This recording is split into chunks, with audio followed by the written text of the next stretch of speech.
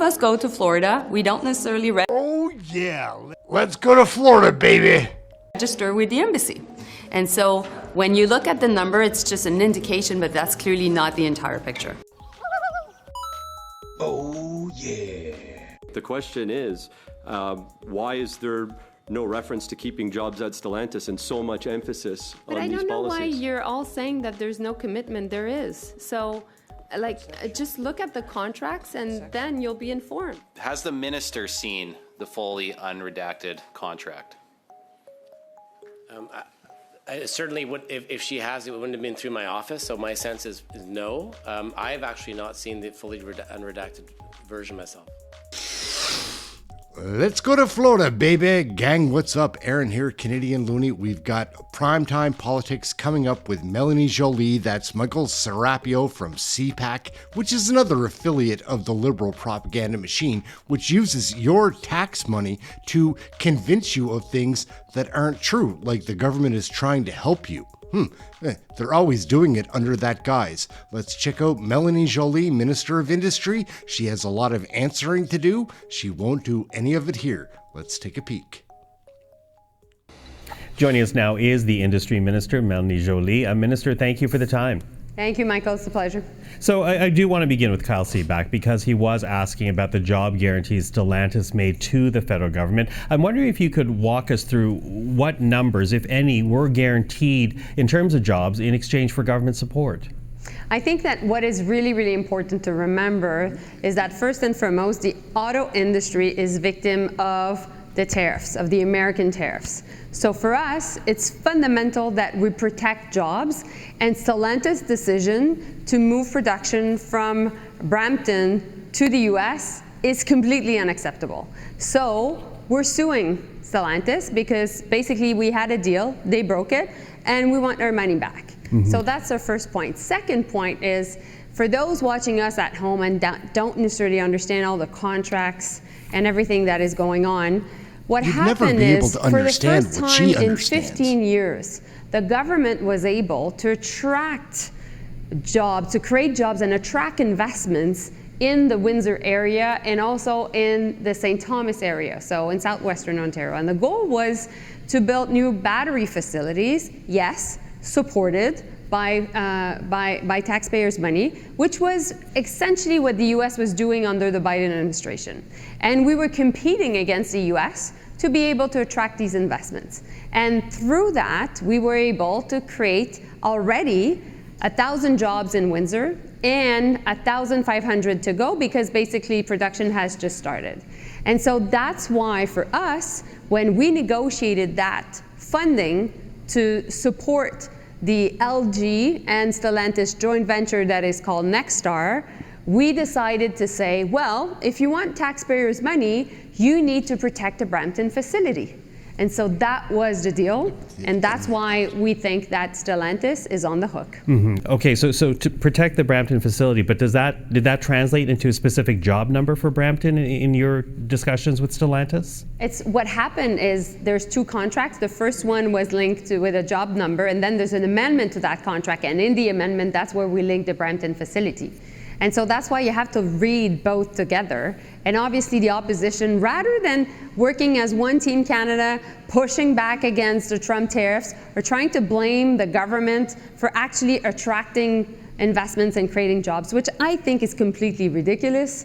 I think that Canadians see through all this. They want us to fight against the American tariffs as we're in this trade war. And so that's what I'm trying to do every single day. Fight against the American tariffs, make sure that Stellantis is on the hook, working with the workers and, of course, their unions, which is in this case Unifor, as one strong team, and making sure that ultimately we save the jobs in the auto sector in Ontario, period.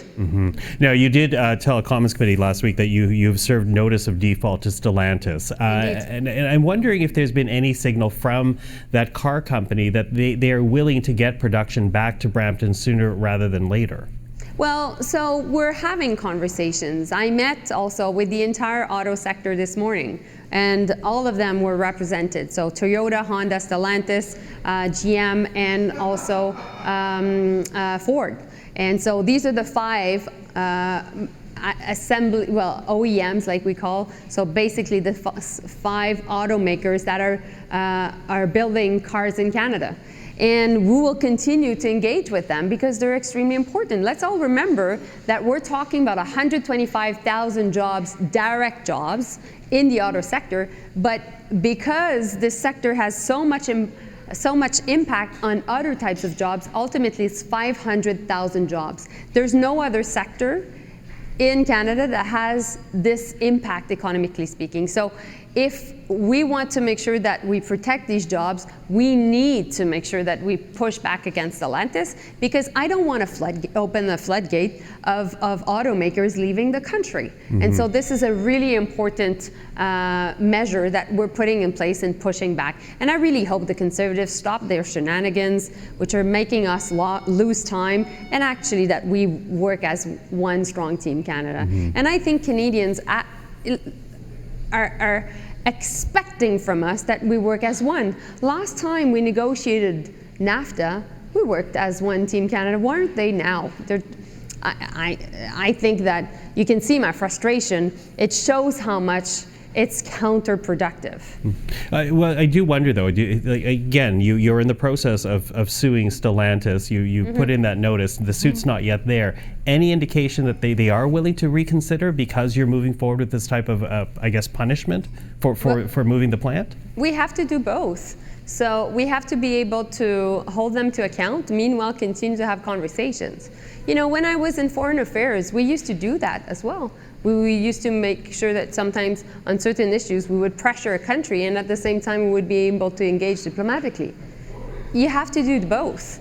And so Stellantis has started a 3rd shift at Windsor. 4,500 people work in Windsor right now at their plant, at their assembly plant. Meanwhile, there's 1,000 new people working also at another plant in Windsor, which is that joint venture I was talking to you about between LG, a Korean company, and Stellantis, and they're building batteries, and they are in the midst of also hiring 1,500 people more. And so only that is actually 6,000 people. And so we need to make sure that we continue to engage with the company because there's 6,000 jobs on the line. But meanwhile, we're fighting for the 3,500 workers at the Brampton facility that have been laid off and that will continue to engage with the union to fight for. Listen, before we're done here, because we're quickly running out of time, I do want to ask you and perhaps get some comment on concerns that were raised by U.S. industry leaders at those public hearings about trade in Washington last week. There was some concern expressed that Canada and Mexico, to be fair, were being used as backdoors for Chinese materials to make their way into the U.S. despite import bans and tariffs imposed on China by Washington. I'm wondering if you're addressing that concern at all. Well, obviously, we're working with the industry to make sure that the U.S. understands how much, basically, this free trade agreement we have is beneficial to Americans themselves, as it is for Canadians. I think it is clear that at this point, Americans understand that tariffs are a tax, and that is having an impact south of the border. But at the same time, we'll continue to let the Prime Minister negotiate. We'll continue to let Dominic LeBlanc, the Minister in charge of U.S.-Canada trade, do his work. And I'm there to support them because obviously I used to work on the causes of the trade war, on the diplomatic front of it. Now I'm working on the consequences and definitely the economic front. And we know that the battle is the economy. Our front lines are our auto workers, our lumber workers, our steel and aluminum workers. And so we need to make sure that we keep them, that we protect their jobs and that we stand very strongly side by side with them. Is there a role for industry, though, to play here, to essentially signal to the Americans that this country is not being used as a backdoor for Chinese products? Trust me, that's what they do every single day. And there's lots of people going to Washington to advocate for their cause and defending Canada's interests. And we always work through the embassy and through our great diplomats back in Washington to make sure that that's the case. Okay. Minister All Joly, right, gang. thank you for this. She's really part of appreciate the your time. problem. Pleasure. Thanks. Yep. Minister, quick question for you. Is this contract to Stellantis, the SIF agreement number 813-816-251, is it a usual contract? You know, I'm a lawyer, so how do you want to define usual? Well, your department said that this is a standard contract that they use regularly and maybe a few tweaks, modifications here and there, but we were told that this is a standard contract. So is this a standard contract? I would say in my experience, you know, I've been practicing law or I've been qualified for a number of decades now. I would say what I find in this contract is certainly having what you would expect in the contracts you see with the auto sector and beyond. I think we've added a number of provision and covenants, particularly the connection between this agreement and the Next Star agreement. I would say this is going beyond what you normally see. Okay, how many other contracts like this have you handed out? Well, listen, certainly the one with Volkswagen, certainly the one with Honda, and the ones that have been entered into during my time as industry minister. There was a number of one in Bécancour as well, so I've seen all of them. Okay, now I recognize that, you're not the industry minister anymore, but under what part of this contract is the minister using to sue Stellantis? She said she's suing them, so what clause is she using to sue them with? Well, you say there's a clause about remedy, which you need to first. Yeah, no, exactly. That's what I'm saying. There's a section about remedy, which calls for mediation, arbitration. You need to provide notice of default. There needs to be a report. So it's pretty extensive in terms of the remedies that exist. And like I said, when you look at that, and I think that's the uniqueness in a way of this, is the interaction between that and the Next Star agreement. So the connection between the two is making it robust, I would say, in terms of protection. So it's a standard contract where you give money to companies that lay people off. Is that a fair assessment? Well, I would say it's standard. You know, first of all, there's a lot of, you know, again, when you say give money, you have to say there's a lot of condition precedent that have to be met. If you're looking at this one in particular, now I just want to help you. Like I said, 40 Sir, billion. here's the key, though. Here's the key, really quickly. I don't need your help. We don't need your help. The workers at Stellantis, they needed your help, and you let them. They lost their job. Over 3,000 people lost their job. They needed your help. You failed them. This contract failed them. Okay, that's the point that you're missing and you're not picking up here. I'm going to give the rest of my time to Mr. Guglielmin here, but again, sorry, Mrs. Borelli, my apologies here. Minister, we've been asking for the terms of the contract for a very long time, and they have been hidden for us. Vital information has been held from Canadians. Please tell me, what else are you hiding from the auto workers of Windsor, from uniform members, and from the people whose livelihood depends on the agreements that you make and depends on you being transparent? Well, listen, that's the tenet of democracy. I'm here in front of you today to answer all the questions you may have. And to the comments of your colleagues before, I can tell you I've met a number of the United, the workers there, the union workers, and I can tell you they know that we fought nail and tooth to make sure that, because what you're not appreciating is to get to that, how much we had to force and to negotiate to have a clause with respect to Brampton.